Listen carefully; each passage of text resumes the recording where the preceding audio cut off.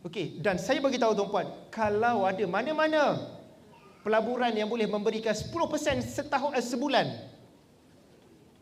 Setahun 120% setahun. Selesai dah masalah ekonomi rakyat. Saya tahu macam mana benda tu boleh selesai. Saya akan push kerajaan, menteri, kita ada satu solusi menyelesaikan ekonomi rakyat. Macam mana? Saya minta kita akan gesa. Saya akan gesa kerajaan untuk bagi setiap kita loan 100,000.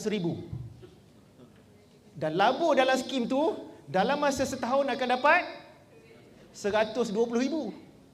Jadi kita akan ambil yang loan keuntungan tu buat bayar full settlement loan. Lepas tu tuan-puan tak payah kerja dah, setiap tahun akan dapat 120,000 setahun sampai mati. Selesai tak ekonomi rakyat? Selesai dah. Tapi ada tak? Tak ada. Tapi ada orang percaya. Betul tak?